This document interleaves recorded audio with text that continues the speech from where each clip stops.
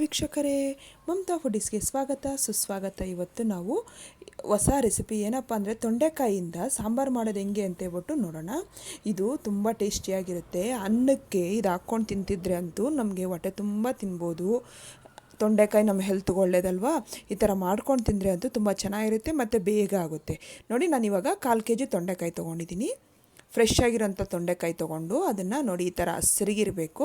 ಈಗ ಅದಕ್ಕೆ ನೀರು ಹಾಕ್ಬಿಟ್ಟು ಒಂದು ಸ್ವಲ್ಪ ಚೆನ್ನಾಗಿ ವಾಶ್ ಮಾಡ್ಕೋಬೇಕು.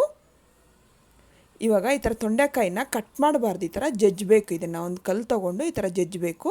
ಈ ಥರ ಜಜ್ಜಕ್ಕಾಗಿಲ್ಲ ಅಂದರೆ ನೀವು ಕಟ್ ಮಾಡ್ಕೊಳ್ಳಿ, ಆದರೆ ಜಜ್ಜಿದ್ರೆ ತುಂಬ ಟೇಸ್ಟಿಯಾಗಿರುತ್ತೆ. ನೋಡಿ, ಈ ಥರ ಎಲ್ಲನೂ ತುಂಬ ನೈಸಾಗಿ ಜಜ್ಜಬಾರ್ದು, ಈ ಥರ ಅದು ಓಪನ್ ಆಗೋ ಥರ ಜಜ್ಜಿಕೋಬೇಕು. ಇವಾಗ ಇದಕ್ಕೆ ನೀರು ಒಂದು ಅರ್ಧ ಲೀಟ್ರಷ್ಟು ನೀರು ಹಾಕ್ಬಿಟ್ಟು, ಅಂದರೆ ಕಾಯಿ ಮುಳುಗೋವಷ್ಟುವರೆಗೂ ಹಾಕ್ಬೇಕು ನಾವು. ಹಾಕ್ಬಿಟ್ಟು ಈಗ ಸ್ಟವ್ ಮೇಲೆ ಇಟ್ಬಿಟ್ಟು ಅದನ್ನು ಚೆನ್ನಾಗಿ ಅದಕ್ಕೆ ಉಪ್ಪು ರುಚಿಗೆ ನೋಡ್ಕೊಂಡು ಹಾಕ್ಕೋಬೇಕು. ಚೆನ್ನಾಗಿ ಕುದಿಯೋಕ್ಕೆ ಇಡಬೇಕು ಅದು. ಇವಾಗ ಎಲ್ಲ ಮಿಕ್ಸ್ ಮಾಡಿಬಿಟ್ಟು ಅದು ತೊಂಡೆಕಾಯಿ ಚೆನ್ನಾಗಿ ಬೇಯಬೇಕು. ಅಷ್ಟುವರೆಗೂ ನಾವು ಫ್ಲೇಮಲ್ಲಿ ಇಟ್ಕೊಂಡೆ ನಾವು ಬೇಯಿಸಬೇಕು. ಅಷ್ಟರಲ್ಲಿ ಒಂದು ಮಿಕ್ಸಿ ಜಾರ್ಗೆ ಅರ್ಧ ಕಪ್ಪು ಫ್ರೆಶ್ ಆಗಿರೋಂಥ ತೆಂಗಿನಕಾಯಿ, ಒಂದು 3 ರಿಂದ 4 ಬ್ಯಾಡಗೆ ಮೆಣಸಿನ್ಕಾಯಿ, 1 ಇಂಚು ಬೆಲ್ಲ, ಒಂದು ಸ್ವಲ್ಪ ಹುಣಸೆಹಣ್ಣು, ಒಂದು ಸ್ವಲ್ಪ ಅಂದರೆ ಒಂದು ಅರ್ಧ ಟೀ ಸ್ಪೂನಷ್ಟು ನೀರು ಹಾಕ್ಬಿಟ್ಟು, ಒಂದು ಸ್ವಲ್ಪ ನೀರು ಹಾಕ್ಬಿಟ್ಟು ಈಗ ಅರ್ಧ ಟೀ ಸ್ಪೂನಷ್ಟು ಅರಿಶಿನ ಹಾಕಿ ಚೆನ್ನಾಗಿ ಗ್ರೈಂಡ್ ಮಾಡ್ಕೋಬೇಕು. ಅದನ್ನು ನೈಸಾಗಿ, ಎಷ್ಟು ನೈಸ್ ಆಗುತ್ತೋ ಅಷ್ಟು ನೈಸಾಗಿ ಗ್ರೈಂಡ್ ಮಾಡ್ಕೋಬೇಕು. ನೋಡಿ, ಈ ಥರ ಗ್ರೈಂಡ್ ಮಾಡಿಕೊಂಡು ಇದನ್ನು ಇವಾಗ ನೋಡೋಣ. ಇವಾಗ ತೊಂಡೆಕಾಯಿ ಬೆಂದಿರುತ್ತೆ ಅಂತ ಹೇಳ್ಬಿಟ್ಟು ನೋಡಿ ಎಷ್ಟು ನೈಸಾಗಿ ಆಗಿದೆ ಅಂತ ಹೇಳ್ಬಿಟ್ಟು. ನೋಡಿ, ತೊಂಡೆಕಾಯಿ ಬೆಂದಿದೆಯಲ್ಲ, ನೋಡಿ ಎಷ್ಟು ಚೆನ್ನಾಗಾಗಿದೆ ಅಂತ ಹೇಳ್ಬಿಟ್ಟು. ಒಳ್ಳೆ ಅರೋಮೆಟಿಕ್ ಆಗಿದೆ ಮನೆ ತುಂಬ.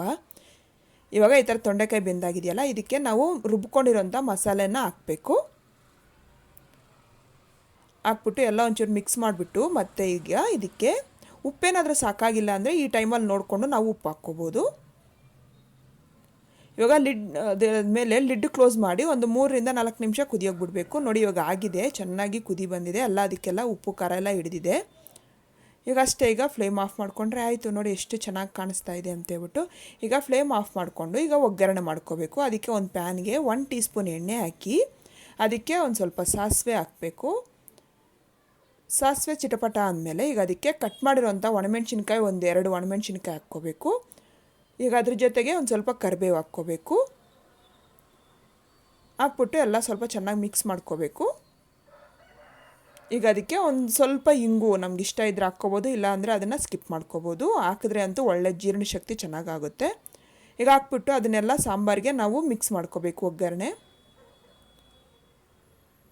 ಇಷ್ಟೇ ಆಗಿದೆ, ಎಷ್ಟು ಸಿಂಪಲ್ ಆಗಿದೆಯಲ್ಲ. ನೀವು ಮನೇಲಿ ಟ್ರೈ ಮಾಡಿ. ಎಲ್ಲ ಮಿಕ್ಸ್ ಮಾಡಿಕೊಂಡು ಬಿಸಿ ಬಿಸಿ ಅನ್ನದ ಜೊತೆಗಂತೂ ತಿಂತಿದ್ರೆ ನೋಡಿ, ಬಿಸಿ ಬಿಸಿ ಅನ್ನಕ್ಕೆ ಹಾಕ್ತಾಯಿದ್ದೀನಿ. ಹಾಕ್ಬಿಟ್ಟು ತುಪ್ಪಕ್ಕೆ ಹಾಕ್ಕೊಂಡು ತಿಂದರೆ ಅಂತೂ ಆಹಾ ಅನ್ನೋಂಗಿರುತ್ತೆ. ಟೇಸ್ಟು ತುಂಬ ಚೆನ್ನಾಗಿರುತ್ತೆ. ನೀವು ಮನೇಲಿ ಟ್ರೈ ಮಾಡಿ. ಇಷ್ಟ ಆದರೆ ಲೈಕ್ ಮಾಡಿ, ಶೇರ್ ಮಾಡಿ. ನನ್ನ ಚಾನಲ್ಗೆ ಸಬ್ಸ್ಕ್ರೈಬ್ ಮಾಡೋದು ಮಾತ್ರ ಮರಿಬೇಡಿ. Thank you.